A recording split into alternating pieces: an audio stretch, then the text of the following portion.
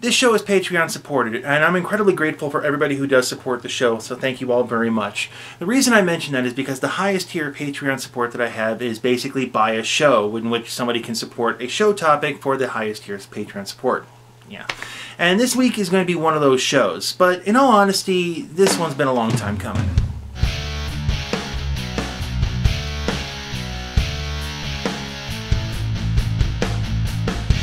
Longtime viewers of the show will remember I did a topic like this in the past, but I never really defined these terms, and there's kind of a reason for that, actually. I don't think I can. Or, more correctly, I don't think I can find the definition we can all agree on. Oh sure, I can go to places like Urban Dictionary and show you a base definition, but that really doesn't work, and the reason is,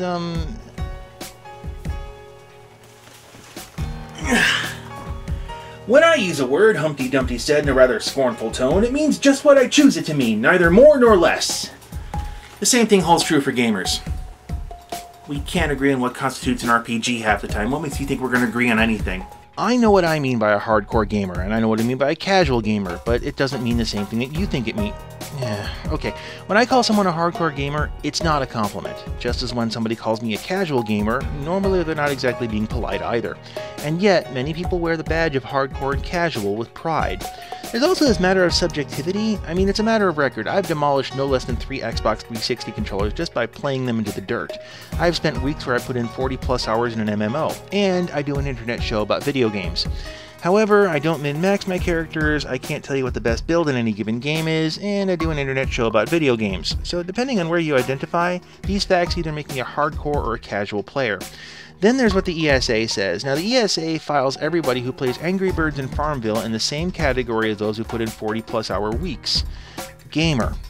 This is why I think there's a lot of this wordplay going on here. Depending if someone agrees or disagrees with your opinion, they just slap you with an arbitrary label based on what they feel they are. So if someone only plays for fun and they dislike my opinion, they call me hardcore. But if they agree with me, I'm a casual just like they are. It's tribalism. I'm stalling. I know.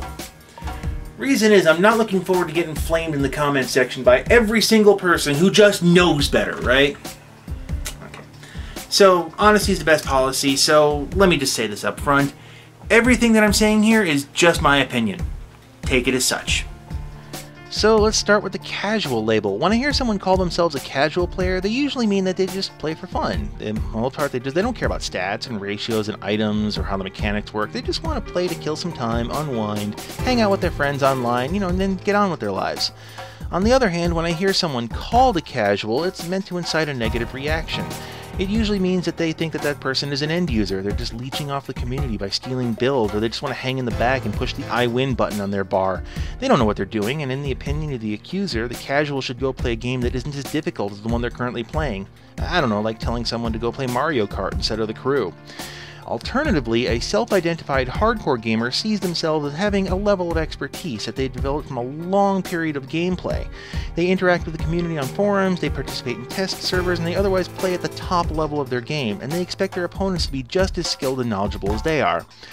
But again, those called hardcore are loudmouth, egotistical bastards who blame everyone else for their failures. So, for example, they rush forward and get killed, and then they yell at the healer for sucking so bad. They scream at people for having suck builds or wasting their time, and they'll also happily suck up to the game devs and fanboy everything they do. Hang on, yeah, I know I'm painting in extremes here, but there's a reason for that. I've been on the internet for a while, and one thing that I've determined, a lot of people, subtlety doesn't work. So you gotta beat them over the head with a clue by 4 in order for them to get what your point is. So, yeah, I'm painting this as a black and white issue, although there's a whole lot of gray here. There are plenty of so-called casuals who are going to leave a group just as fast and just as violently as the most rabid hardcore player, and there are plenty of hardcore players who just want to play the game. The stereotyping here is meant to give an idea of where I'm coming from in these explanations, but by the same token, stereotypes have to come from somewhere.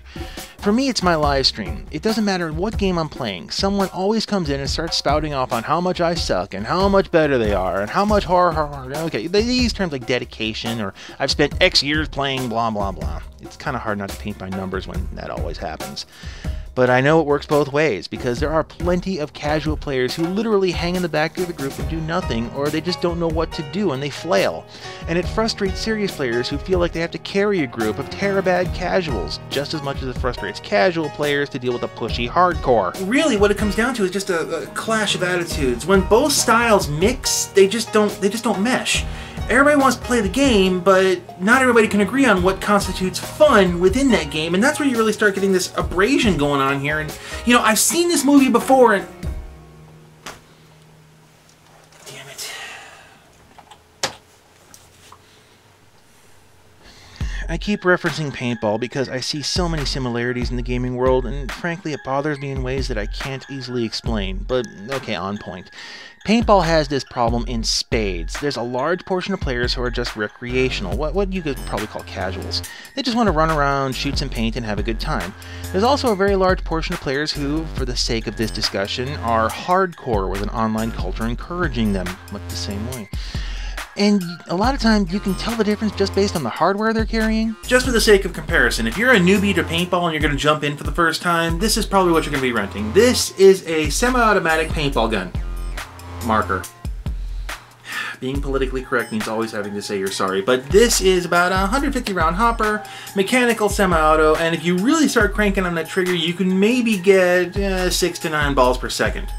That and this thing has been beaten all to hell. Now by comparison, yeah, this is old, but it's going to still kind of hold true. This is an electronic paintball marker. It's programmable to full, semi, and burst modes, and it has a 200 round hopper and can shoot about 25 balls per second. Now if you have one of these things, odds are you also have the funds that you can feed this thing consistently from game to game. So you can imagine what happens in the woods when this meets this. And if you've ever played World of Tanks or League of Legends or Call of Duty or similar, well, you know how this goes. We used to call it sandbagging, but now the kids call it seal clubbing, or if they're trying to hide it, smurfing. Well, either way, rec players just get demolished by opponents with more money, more experience, and more whatever. Well, it drives them off is where I'm going at here. Several paintball fields tried to combat this problem by hosting separate recreational experience sessions, but this is kind of impractical. I mean, the field might not have enough players or resources to run 2 separate sessions. You can't judge a player's attitude by their hardware. I mean, and also, how do you separate a group of friends if one is deemed to be experienced and the rest are noobs? So most of the time, all the players are dumped into one session, and you hope for the best. What happened in paintball is kind of interesting in hindsight. The rec players just left. Either they just never came back to the game, or they went onto their own back 40 to just play amongst friends. It became known as outlaw ball, and I've done it myself. It's got risks. I mean, there's no insurance, players ignore basic safety rules, and the cops really don't have a sense of humor about it sometimes. But it's seen as more desirable than dealing with the hardcore ag kitties. Ag kitties. Okay, I want you to imagine the most annoying troll that you've ever met in a MOBA. Okay? Now I want you to give them absolutely no fashion sense, mommy's credit card, and give them the ability to cause somebody lots of pain without any fear of repercussion. Yeah, okay, back to gaming.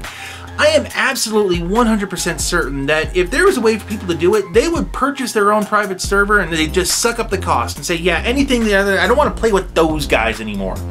Considering how many people that I know only play League of Legends with their friends against bots, it's already kind of happening.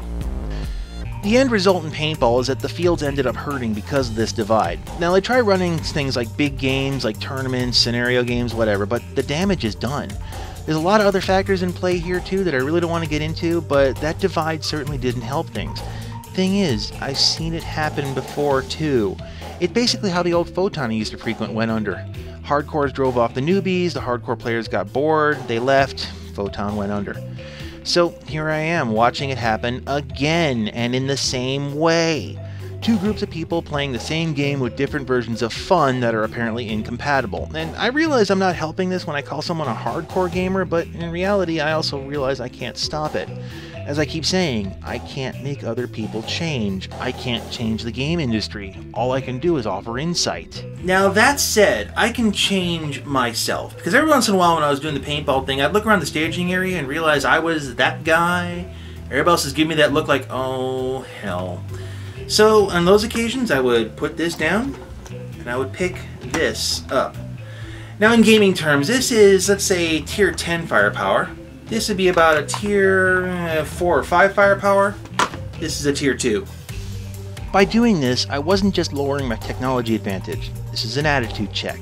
I'm swapping guns, I'm shifting gears. I have nothing to prove, let's just go have fun. Oh yeah, I'm still going to play to win, but I'm also understanding that my teammates and my opponents wouldn't know Sun Tzu from General Tso. I can choose not to pound newbies into the dirt for my own enjoyment. You know, Dirty Dan put it best back in the day, and to paraphrase, hunting newbies is like shooting butterflies with a shotgun. Oh sure, it's fun, but what do you really have to show for yourself at the end of the day?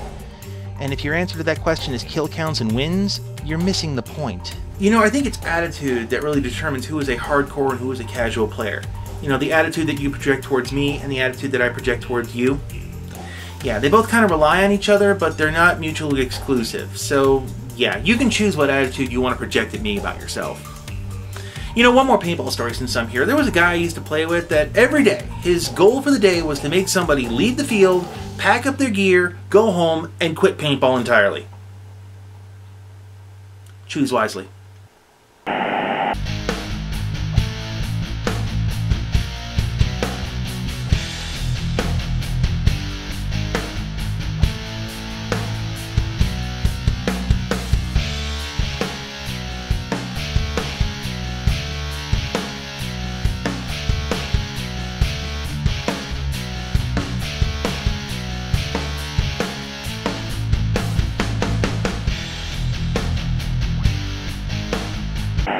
Chance to actually walk the field, but like me and you versus some three. I don't think so.